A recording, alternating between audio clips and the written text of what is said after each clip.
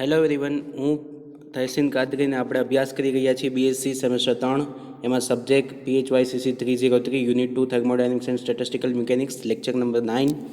આજના લેક્ચરમાં આપણે વાત કરવાના છીએ મેક્સવેલનો વેગ વિતરણનો નિયમ સમજાવો. બરાબર, આની પહેલાં જે આપણે નિયમ પ્રીવિયસ લેક્ચરમાં જોયો લેક્ચર 8માં એ હતો બોલ્ટ્ઝમેન કેનોનિકલ વિતરણનો નિયમ. બરાબર, અથવા તો એને કહેવાય મેક્સવેલ બોલ્ટ્ઝમેન કેનોનિકલ વિતરણનો નિયમ. આ છે એ મેક્સવેલનો વેગ વિતરણનો નિયમ સમજાવો. બરાબર, ઇંગ્લિશમાં એને કહેવાય મેક્સવેલ્સ વેલોસિટી ડિસ્ટ્રીબ્યુશન લો. મેક્સવેલ્સ વેલોસિટી ડિસ્ટ્રીબ્યુશન લો.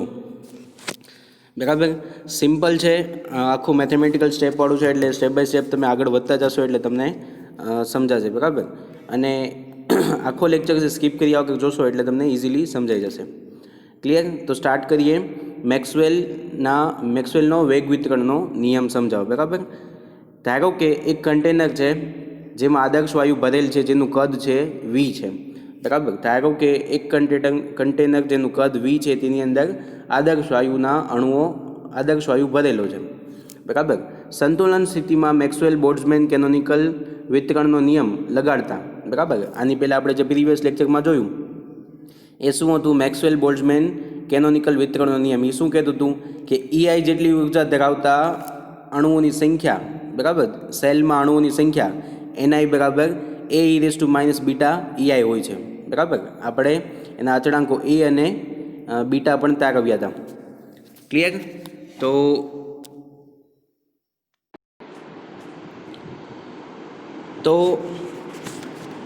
જો કન્ટેનરમાં ગેસ ભરેલો છે, કન્ટેનરનું કદ છે V જેટલું.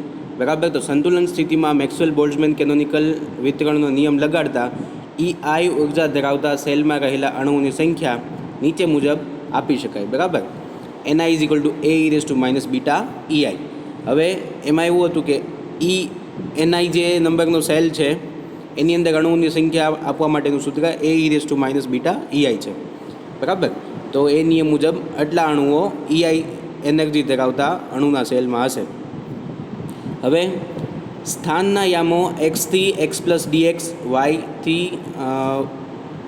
Yથી Y પ્લસ DY અને Zથી Z પ્લસ DZની રેન્જમાં રહેલા અને વેગના ઘટકો માટે રેન્જ Vxથી Vx પ્લસ DVx, Vyથી Vy પ્લસ DVy અને Vzથી Vz પ્લસ DVzમાં રહેલા અણુઓની સંખ્યા એ ફેઝ કદ dx dy dz dvx dvy dvz ના સમપ્રમાણમાં હોય છે.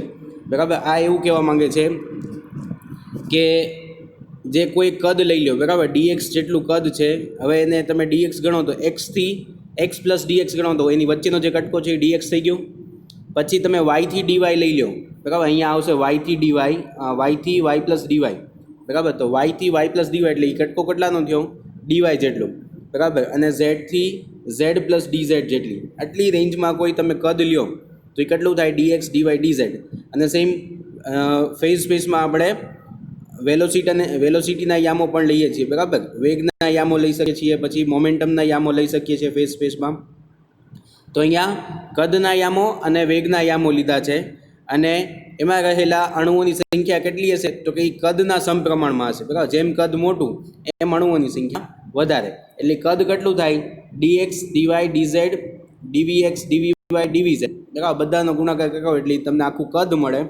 બરાબર, ફેઝ સ્પેસમાં એના સમપ્રમાણમાં હોય છે એવું કહેવા માંગે છે. ક્લિયર?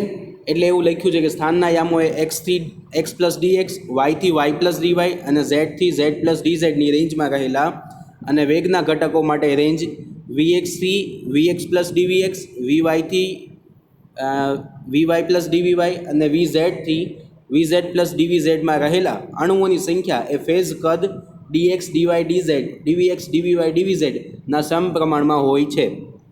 ક્લિયર? ઓકે. આથી મેક્સવેલ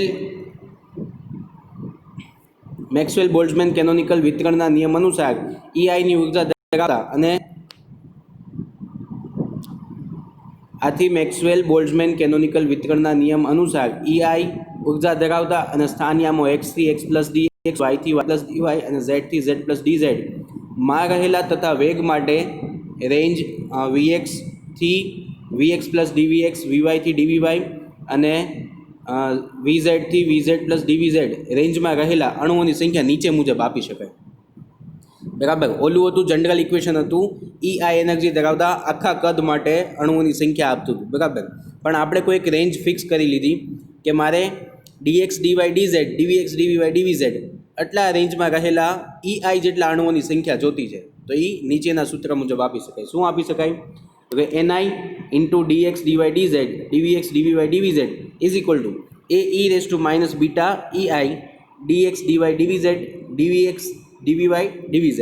બરાબર. એના સમીકરણ નંબર 1 નામ આપ્યું. અહીંયા એનર્જી, બરાબર, એનર્જી E કેટલી હોય? ગેસના મોલિક્યુલ્સની એનર્જી કેટલી હોય? એની કાઇનેટિક એનર્જી હોય. બરાબર. પોટેન્શિયલ એનર્જી ઓછી હોય, કાઇનેટિક એનર્જી, કેમ કે અણુઓ છે એ ગતિમાં હોય. વી જેટલા વેગથી ગતિ કરતા હોય તો એમાં રહેલા અણુઓની ઉર્જા કેટલી હોય? EI ઇઝ ઇક્વલ ટુ અણુઓની ઉર્જા is equal to half mv square. બરાબર. હાફ mv સ્ક્વેર, જ્યાં m છે એ અણુઓનું માસ છે અને v છે એમનો વેગ છે. તો હાફ mv સ્ક્વેરને સાદું રૂપ આપો તો શું થાય? હાફ mv સ્ક્વેરને શું લખી શકાય? એક્સ દિશાનો ઘટકનો સ્ક્વેર વત્તા વાય દિશાના ઘટકનો સ્ક્વેર વત્તા ઝેડ દિશાના ઘટકનો સ્ક્વેર, એટલે VX square plus VY square plus VZ square. એના સમીકરણ નંબર 2 આપો. આ શેનું સમીકરણ છે? EI is equal to half m કાઉન્સમાં VX square plus VY square plus VZ square. સમીકરણ નંબર 2. સમીકરણ 2 ની કિંમત સમીકરણ 1 માં મૂકતા, સમીકરણ 1 માં અહીંયા e raise to minus beta EI છે, ત્યાં ખાલી આ કિંમત મૂકવાની છે. બરાબર. એટલે આજે ડાબી બાજુનું બધું એમ નામ રહેશે, જમણી બાજુનું પણ બધું એમ નામ રહેશે. બરાબર. e raise to minus beta EI ની જગ્યાએ શું આવી જશે? Half m VX square plus VY square plus VZ square. એને સમીકરણ નંબર 3 નામ આપ્યું. ક્લિયર? હવે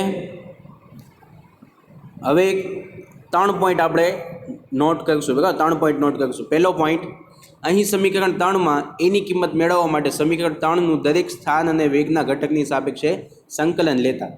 હવે આપણે આખું ઇક્વેશન લખી નાખ્યું સમીકરણ 3. બરાબર. બટ એમાં જે કોન્સ્ટન્ટ આવતો હોય એ આપણે એનું ઇવેલ્યુશન આપવું પડે. બરાબર.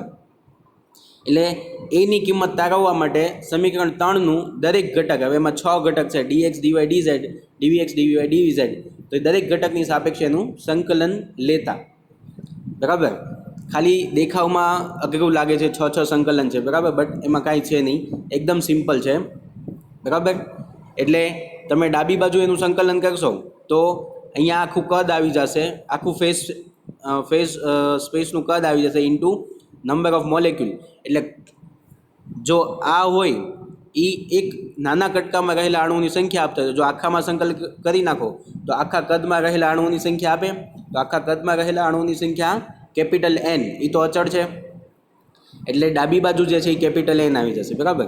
એટલે કુલ અણુઓની સંખ્યા, બરાબર, 6 ટાઈમ ઇન્ટિગ્રેશન, બરાબર, 6 વખત ઇન્ટિગ્રેશન છે, ઇન્ટિગ્રેશન 6 વખત ઇન્ટિગ્રેશન છે, એ e raise to minus beta m half કાઉન્સમાં V square plus VX square plus VY square plus VZ square into dx dy dz dvx dvy dvz. હવે તમે સંકલનની અંદર ફંક્શન જુઓ તો એ તો છે અચળાંક છે, એટલે આખા સંકલનની બહાર આવી જશે. પછી e raise to minus beta half m v x square v y square v z square. તો અહીંયા એક્સ વાય ઝેડ મીન્સ કે પોઝિશન ક્યાંય નથી, વેલોસિટી છે, તો વેલોસિટીના કમ્પોનન્ટની સાપેક્ષે આ ફંક્શનનું સંકલન થશે. બાકી જે dx dy dz છે એ અલગ આવી જશે. બરાબર. એની સાપેક્ષે આ અચળ ગણાશે, એટલે એ બહાર આવી જશે. એટલે 3 વખત ઇન્ટિગ્રેશન dx dy dz અને 3 વખત integration dvx dvy dvz, but એની અંદર ફંક્શન આવશે. બરાબર. હવે તમે dx dy dz નું ઇન્ટિગ્રેશન કરો x દિશામાં, y દિશામાં, z દિશામાં, તમને સળખું કદ આપે. બરાબર. આ શું થઈ ગયું? Simple integration dvx. બરાબર. સ્મોલ કદ થઈ ગયું, નાનું કદ. તમે આખામાં એનું સંકલન લઈ લો તમને આખું કદ આપે. બરાબર. તો ઇઝ ઇક્વલ ટુ વી કન્ટેનરનું કદ. બરાબર. વાયુ ભરેલા કન્ટેનરનું કુલ કદ છે વી. બરાબર. તો અહીંયા આ જે સંકલન છે એની જગ્યાએ વાયુ ભરેલા કન્ટેનરનું કુલ કદ વી લખી શકાય. તેથી n બરાબર a ઇન્ટુ વી, આ એમ નામ ટ્રિપલ સંકલનમાં e raise to minus beta m half v x square plus v y square plus v z square into ડીવી x dv y ડીવી z બરાબર. હવે તો કે e raise to x plus y plus z એવું હોય તો આપણે એને છૂટા પાડી શકીએ સંકલનમાં. શું છૂટું પાડીએ આપણે? E raise to x into e raise to y into e raise to z બરાબર. ઘાતની ઘાતનો સરવાળો થાય એવી રીતે એને આપણે છૂટા પાડીએ. તો સેમ તમે અહીંયા ઉપર સાદું રૂપ આપશો એટલે 3 પદ છૂટા પડશે બરાબર. ફરીથી એકવાર કહી દઉં, e raise to x plus y plus z હોય તો તમે એને કઈ રીતે છૂટા પાડો? E raise to x into e raise to y into e raise to z. Same એ જ રીતે અહીંયા minus beta m half v x square minus beta m half v y square minus beta m half v z square આટલું છે. અહીંયા ઉપર તમે સાદું રૂપ આપશો એટલે સરવાળા પછી એટલી ટર્મ આવશે. તો એ બધાને તમે છૂટું પાડશો તો નીચેનું પદ આવશે બરાબર. એટલે કે capital N is equal to એવી એમનામ કાઉન્સની અંદર integration minus infinity to plus infinity e raise to minus beta m v x square upon 2 into ડીવી x બરાબર. ત્રણેય સંકલન જે ભેગા હતા એ ત્રણેય છૂટા પાડી દીધા. ત્રણેયના ઘટકો ડીએક્સ ડીવાય ડીઝેડ એ પણ છૂટા પાડી દીધા અને ત્રણેય પદ છે એ છૂટા પાડી દીધા બરાબર. એક્સ વાય ઝેડ ત્રણેય કમ્પોનન્ટ છૂટા પાડ્યા. ક્લિયર? ફરીથી તમે જો આને ભેગું કરવા માંગતો હોય તો ભેગું કરે તો પાછું આનું આ થઈ જાય બરાબર. 3 સંકલન આવી જાય અને જે આ ઘાત છે એનો સરવાળો થઈ જાય. ક્લિયર? તો ખાલી આનું સાદું રૂપ આપીને છૂટું પાડ્યું છે. એને સમીકરણ નંબર 4 નામ આપ્યું છે. હવે સમીકરણ 4 છે એ સ્ટાન્ડર્ડ ઇક્વેશન છે બરાબર. સંકલનની સ્ટાન્ડર્ડ વ્યાખ્યા મુજબ સમીકરણ 4 છે સ્ટાન્ડર્ડ ઇક્વેશન છે. જો સંકલન minus infinity to plus infinity e raise to minus beta m v x square by 2 into ડીવી x આવું સ્વરૂપ હોય તો એનો જવાબ આવે √2π બાય એમ બીટા બરાબર. જે અહીંયા વી એક્સ સ્ક્વેર બાય 2નો જે સહગુણક છે એમ બીટા છે બરાબર. એમ અને બીટા છે. તો એ જે એનો આ સંકલન તમે સોલ્વ કરો ને છેલ્લે કિંમત મૂકો બધી લિમિટ મૂકો એટલે છેલ્લે એનો જવાબ આવે 2π by m beta √2π by m beta બરાબર. સ્ટાન્ડર્ડ ઇક્વેશન છે. સ્ટાન્ડર્ડ ઇક્વેશન તાકવેલું છે એટલે તમારે એની વેલ્યુ ગોતવા નથી બેસવાની. સીધી એની જગ્યાએ વેલ્યુ મૂકી દેવાની કે વી એક્સ સ્ક્વેર બાય 2 હોય એનો જે સહગુણક હોય એ જ સીધો આવી જશે √2π બાય એમ બીટા બરાબર. સેમ આની માટે પણ એ જ નિયમ લાગુ પડશે વી વાય સ્ક્વેર અપોન 2 કેમ કે અહીંયા ડીવીની સાપેક્ષે સંકલન છે બરાબર. ડીવી વાયની સાપેક્ષે અહીંયા ડીવી ઝેડની સાપેક્ષે છે એટલે ત્રણેયનો જવાબ સેમ આવશે √2π by m beta 2π by m beta બરાબર. તો આ ત્રણેય બરાબર. તો આ ત્રણેયની કિંમત સમીકરણ 4માં મૂકતા capital N is equal to a v into 2π upon m beta under root લખો અથવા તો હાફ ઘાત લખો બરાબર. Raise to 1/2 2π upon m beta raise to 1/2 2π upon m beta raise to 1/2 તો 3 વાર થયું તો 3/2 થશે ઘાત એની બરાબર. એટલે capital N is equal to a v 2π by m beta raise to 3/2 બરાબર. એટલે કે એ વી સોરી આમાંથી એને હું કરતા બનાવું તો કેપિટલ એનના છેદમાં કેપિટલ વી.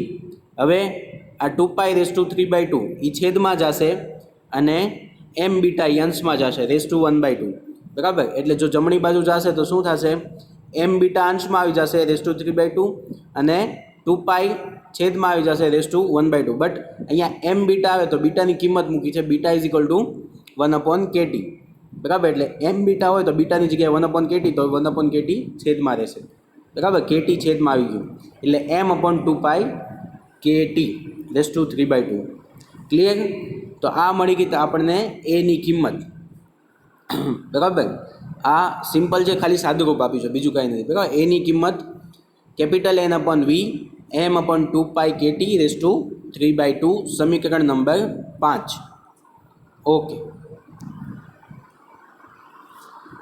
હવે એ અને બીટાની કિંમત સમીકરણ 1માં મૂકતા એની કિંમત મળી ગઈ આપણને, બીટાની કિંમત ખબર છે 1/kt છે. એ બધી જ કિંમત સમીકરણ 1માં મૂકવાની છે. સમીકરણ 1 શું હતું?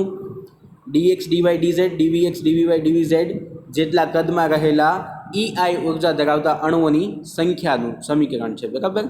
તો ni dx dy dz dvx dvy dvz is equal to એની જગ્યાએ capital N upon capital V into m/2π kt raise to 3/2 into e raise to minus m beta m e−m બીટાની જગ્યાએ 1/kt મૂકી દીધું ઇન્ટુ vx² + vy² + vz² આ છેદમાં 2 આવશે, બરાબર, હાફવાળું 2 છે, into dx dy dz dvx dy dvz સમીકરણ નંબર 6, બરાબર. સમીકરણ 6 સુધી પહોંચી ગયા.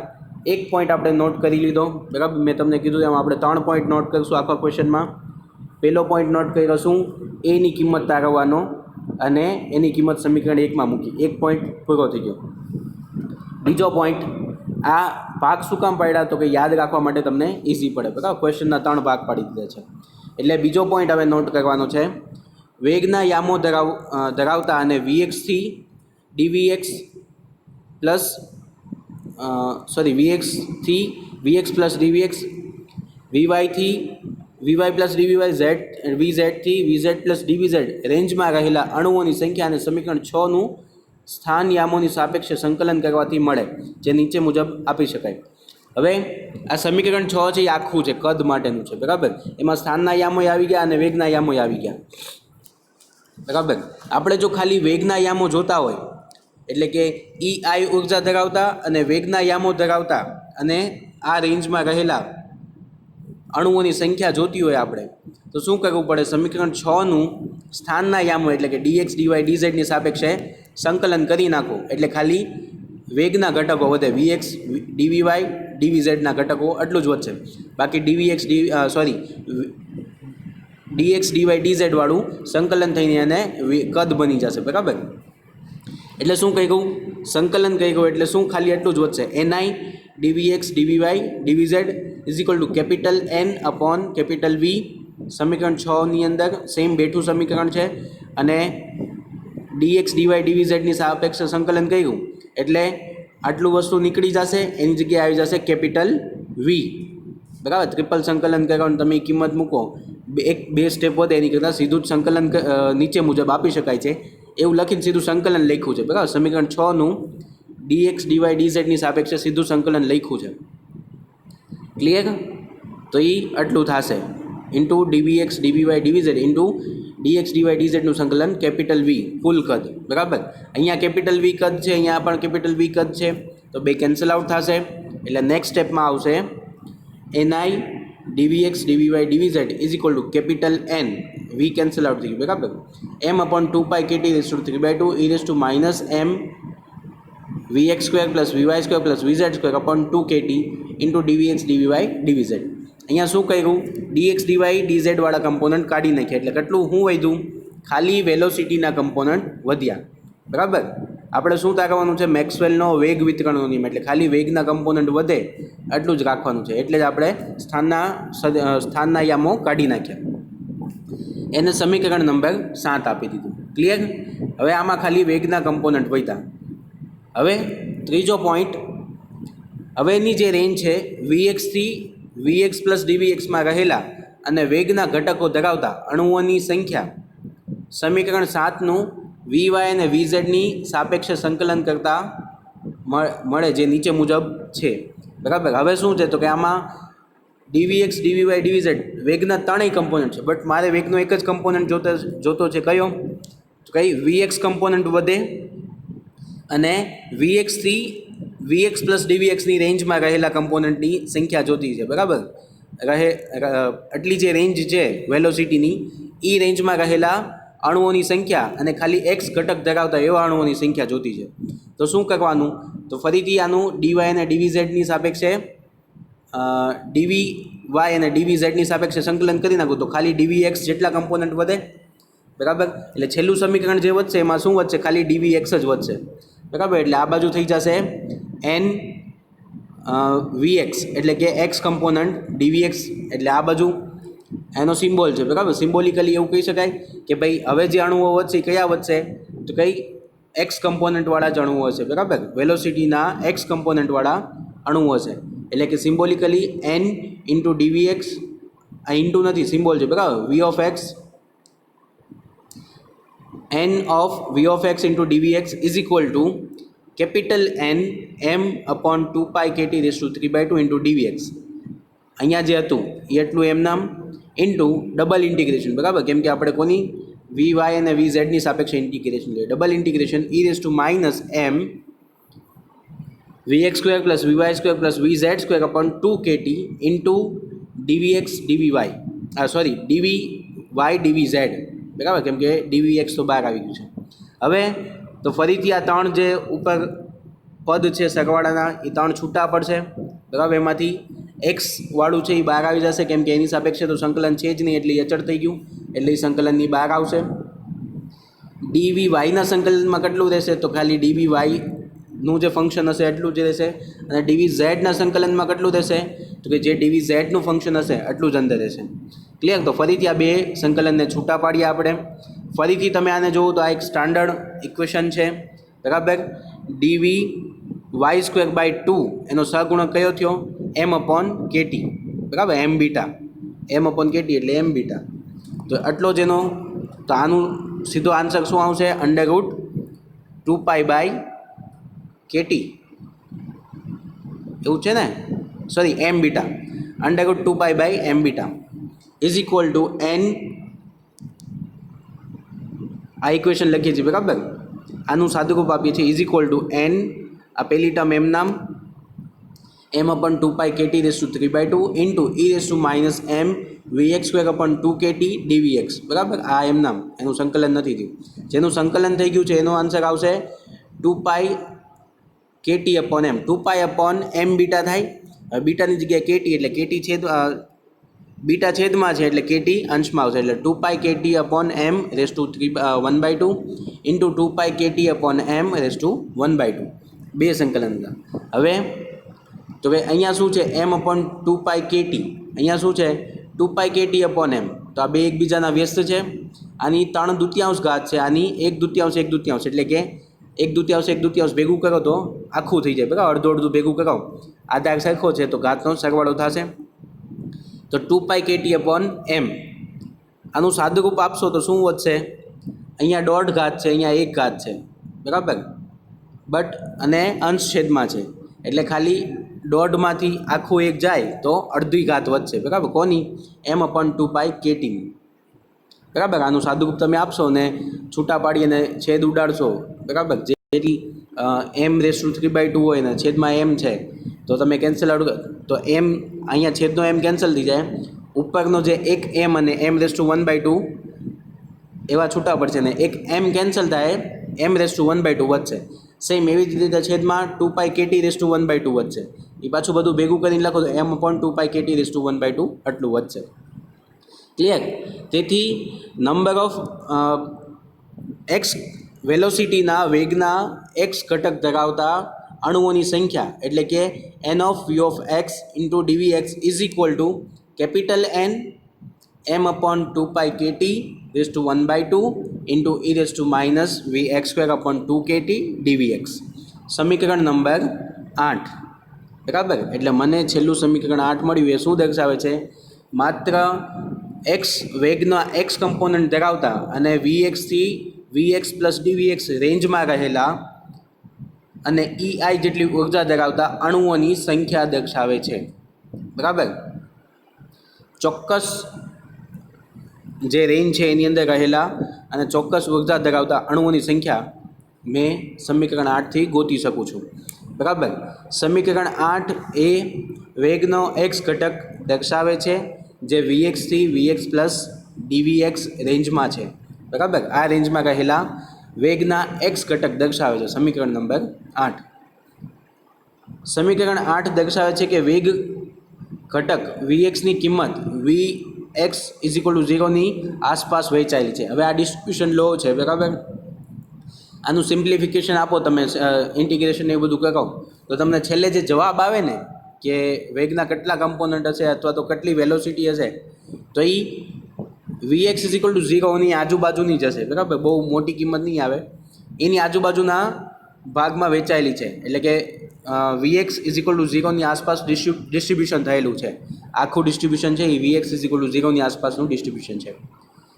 અણુ vxથી vx પ્લસ dvx રેન્જમાં વેગનો એક્સ ઘટક ધરાવતો હોય તેવી સંભાવના નીચે મુજબ આપી શકાય. હવે આ અણુઓની સંખ્યા મળી ગઈ બરાબર. આ પર્ટિક્યુલર Vx ઘટકો ધરાવતા અને આ રેન્જમાં રહેલા અણુઓની સંખ્યા મળી ગઈ. હવે મારે આટલી સંખ્યા હશે, બરાબર, આટલી સંખ્યા હશે, બટ મારે એની સંભાવના ગોતવી છે કે આટલી એની સંભાવના કેટલી કે આટલામાં અણુ હશે જ તે, બરાબર, એની સંભાવના ગોતવી છે, બરાબર. આ સમજવા માટે તમને એક એક્ઝામ્પલ આપું. એવું કહેવામાં કે 52 પાનાનું જે સેટ હોય, બરાબર, 52 પત્તાનું સેટ હોય, એની અંદર 4 એકા હોય, 4 રાજા હોય, 4 ગલ્લા, 4 બાદશાહ, 4 રાણી, બરાબર, એવી રીતે હોય. તો હું ચોક્કસ કહી શકું કે 52 પાનાની અંદર 4 બાદશાહ હશે ને હશે જ, બરાબર. તો અમે અણુઓની સંખ્યા ગોતી નાખી, બરાબર, એટલે કે 4 બાદશાહ હશે જ તે, બટ એની સંભાવના કેટલી કે એ આ રેન્જમાં નીકળે જ તે. હું એક પાનું ઉપાડું અને એ બાદશાહનું પાનું નીકળે, એની સંભાવના કેટલી? તો એ કેટલી થશે? 4/52, બરાબર. સેમ મેં Vx કમ્પોનન્ટ ધરાવતા અણુઓની સંખ્યા ગોતી નાખી, બટ એ હશે એની સંભાવના કેટલી? એની માટે નીચેનું સૂત્ર જોઈએ, બરાબર. સંભાવના Vx ઘટક મળે એની સંભાવના એ રેન્જમાં, તો કંઈ જે મેં ગોત્યું એના છેદમાં કુલ અણુઓની સંખ્યા, બરાબર. n of V of x into dvx upon capital N, કે આ અણુઓની કુલ અણુઓની સંખ્યા છે, Vx કમ્પોનન્ટ ધરાવતા અણુઓની સંખ્યા એના છેદમાં કુલ અણુઓની સંખ્યા. આટલું કરું એટલે મને એની સંભાવના મળી જાય કે ભાઈ Vx ઘટક ધરાવતા અણુઓની સંખ્યાની સંભાવના આટલી છે, બરાબર. તો એટલી થશે. એટલે જે મેં અણુઓની સંખ્યા ગોતી એને ભાગ્યા કુલ અણુઓની સંખ્યા કેપિટલ N કરી નાખો એટલે મળી જાય. એટલે શું થાય? ઇઝ ઇક્વલ ટુ સાદુરૂપ આપીએ તો અહીંયા કિંમત મૂકું છું n ઓફ Vxની m/2π kt⁴ into e⁻m Vx²/2 kt into dvx, બરાબર. અહીંયા છેદમાં કેપિટલ N આવશે, સોરી, અહીંયા કેપિટલ N હતું, સમીકરણ 8માં કેપિટલ N છે, કેપિટલ N હું છેદમાં મૂકું છું એટલે કેન્સલ આઉટ થશે, એટલે આટલું જ વધશે, બરાબર. કેપિટલ N છે કેન્સલ આઉટ થશે, ખાલી આટલી ટર્મ વધશે, બરાબર. તો આ આવી ગયું સમીકરણ નંબર 9. સમીકરણ 8 અને સમીકરણ 9 મેક્સવેલનો વેગ વિતરણનો નિયમ દર્શાવે છે. સમીકરણ 8 છે એ જ મેક્સવેલનો વેગ વિતરણનો નિયમ છે, બરાબર. એક્સ કમ્પોનન્ટ તમને મળી ગયો, બટ સમીકરણ 9 શું દર્શાવે છે કે ઈ રેન્જમાં વેગનો એક્સ ઘટક મળે એની સંભાવના કેટલી, એ સમીકરણ 9 દર્શાવે છે, બરાબર. ઈ રેન્જ એટલે કઈ રેન્જ? Vx થી Vx પ્લસ dvx જેટલી રેન્જમાં વેગનો એક્સ કમ્પોનન્ટ મળે એની સંભાવના કેટલી, એ સમીકરણ 9 દર્શાવે છે. અને સમીકરણ 8 શું દર્શાવે છે? સમીકરણ 8 દર્શાવે છે કે Vx થી Vx પ્લસ dvx રેન્જમાં રહેલા વેગના એક્સ ઘટકોની કુલ સંખ્યા દર્શાવે છે. એક્સ ઘટકોની કુલ સંખ્યા દર્શાવે છે, બરાબર. અને પછી એની સંભાવના આપણે ગોતી નાખીએ. સમીકરણ 8 અને 9 એ મેક્સવેલના વેગ વિતરણના નિયમ દર્શાવે છે. સંભાવના function P of Vx is equal two, બરાબર, P of Vx into dvx upon dvx, આ સંભાવના ફંક્શન છે. એની જગ્યાએ તમે સીધું જ આ જે અહીંયા dvx લખ્યું છે, અહીંયા dvx લખ્યું છે, એ જો ખાલી કાઢી નાખવું હોય, ખાલી સંભાવના ફંક્શન લખવું હોય ને તો તમે આટલું લખી શકો, આટલું કાઢીને, બરાબર. dvx કાઢીને આટલું લખી શકો, બરાબર. એટલે જ અહીંયા સાદુરૂપ આપીને સમજાવ્યું છે કે ભાઈ આ જે ટર્મ છે એને ભાગ્યા dvx કરો એટલે તમને ખાલી આટલું વધે. એટલે એ જે એવું જ કહેવા માંગે છે કે સંભાવના ફંક્શન છે is equal two m/2π kt⁴ m Vx²/2 kt, બરાબર. એ તમારું સમીકરણ નંબર 10 છે. સમીકરણ 10 એ વેગના ઘટક px તરીકે પણ લખી શકાય છે, સોરી, વેગમાનના ઘટક px તરીકે પણ લખી શકાય છે. હવે સમીકરણ 10 છે એ આપણે લખ્યું ખાલી સંભાવના ફંક્શન માટે લખ્યું, બટ આ ફંક્શનને તમે વેગમાનના ફંક્શન તરીકે પણ લખી શકો. કઈ રીતે? કે વેગમાનનું સૂત્ર શું? p is equal two mv, બરાબર. p is equal two mv. તો અહીંયા શું છે? m ઇન્ટુ v સ્ક્વેર છે. હવે m ઇન્ટુ v સ્ક્વેર છે તો અહીંયા m વડે ગુણીને m વડે ભાંગી નાખું તો શું થઈ જાય? m સ્ક્વેર v સ્ક્વેર એટલે p સ્ક્વેર થઈ ગયું. છેદમાં હું ભાંગું એટલે શું થશે? m square v square upon છેદમાં m2 kt આવું થઈ જશે. એટલે m સ્ક્વેર v સ્ક્વેરને શું કહી દેવાય? p square upon 2m kt, બરાબર. એટલે જે વેલોસિટીનો કમ્પોનન્ટ તમને મળી જાય તો તમે પછી એને વેગમાનના સ્વરૂપમાં પણ લખી શકો છો, જે અહીંયા લખીને દેખાડ્યું છે, જ્યાં m into vx is equal to pxi અને m into dvx is equal to dpxi. બરાબર. સમીકરણ 9માં m વડે ગુણી, મેં તમને કીધું એમ અંશમાં m વડે ગુણીને m વડે ભાંગી નાખવું, અંશમાં અને છેદમાં m વડે ગુણી એટલે આખું ઇક્વેશન છે અંશમાં m વડે ગુણવું, છેદમાં m વડે ગુણવું એટલે એનું જ થાય. ભાંગતા બંને બાજુ શું મળશે? વેગમાનનો ઘટક મળી જશે. બરાબર. જે પ્રોબેબિલિટી જે વેગના ઘટકની હતી આવી વેગમાનના ઘટકની થઈ ગઈ, ઇઝ ઇક્વલ ટુ અહીંયા અંશમાં છેદમાં m વડે ગુણવું એટલે અંશમાં m હતો જ તે એટલે m સ્ક્વેર થશે, m સ્ક્વેર પાછું એનું વર્ગમૂળ નીકળીને બહાર આવી જશે. બરાબર. અને બહાર હતું શું હતું? dvx એક હતું. બરાબર. ગુણી અને dpx વડે ભાંગ્યું છે એટલે છેદમાં શું વધશે? 2 m kt raise to 1/2 into જે મેં તમને કીધું એમ અંશમાં p²/2m થઈ જશે. બરાબર. p²/2m kt. અહીંયાની જે ટર્મ છે એ તમને સમજાવી દઉં એકવાર. બરાબર. અહીંયા જે ટર્મ હતી એ આવી હતી એમના છેદમાં 2 kt બરાબર રેઝ ટુ 1/2 અને બહારની સાઈડ અહીંયા હતું એક dvx હતું. બરાબર. આની પહેલાંના ઇક્વેશનમાં જોવો તો એ dvx હતું. બરાબર. તો અહીંયા અંશમાં m વડે ગુણું, છેદમાં m વડે ગુણું એટલે અંશમાં શું થશે? m સ્ક્વેર થશે. હવે m સ્ક્વેર રેઝ ટુ 1/2 હતું તો m સ્ક્વેર રેઝ ટુ 1/2 તો એ m કાઉન્સથી બહાર કાઢું તો વર્ગમૂળ થઈને જ બહાર નીકળે એટલે કાઉન્સમાં શું વધશે? 1/2m kt raise to 1/2. કાઉન્સની બહાર આવશે એટલે શું આવશે? Sorry, m into dvx. m into dvx આને પાછું શું કહેવાય? m ઇન્ટુ dvx એટલે dpx થઈ ગયું. બરાબર. તે કાઉન્સની બહાર જે dpx હતું એને આપણે કાઉન્સની બહાર એક dpx આવે. બરાબર. બટ આપણે શું કર્યું? એને dpx વડે ભાંગતા બંને બાજુ. બરાબર. dpx વડે ભાંગી નાખ્યું એટલે પ્રીવિયસ ઇક્વેશન જે છે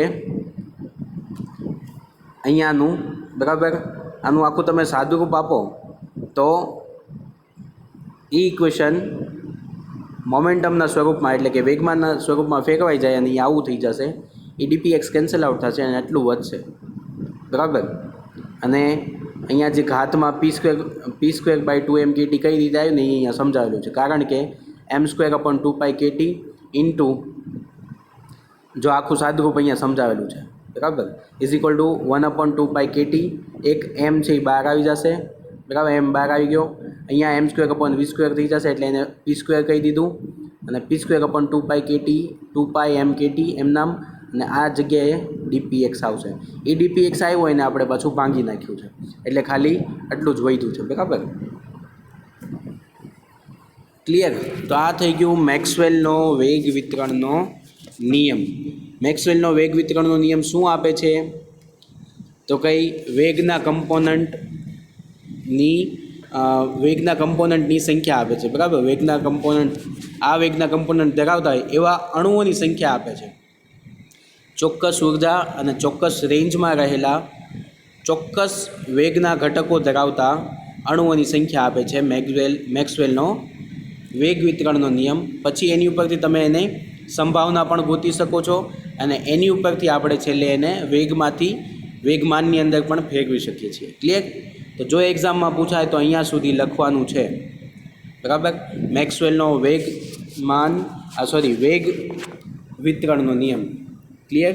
એક્ઝામ પોઈન્ટ ઓફ વ્યૂથી મોસ્ટ આઈએમપી ક્વેશ્ચન છે. બરાબર. આશા રાખું છું કે તમને સમજાઈ ગયું છે. ન સમજાય તો મને પર્સનલી પૂછી લેજો એકવાર. ક્લિયર? ઓકે. Thank you.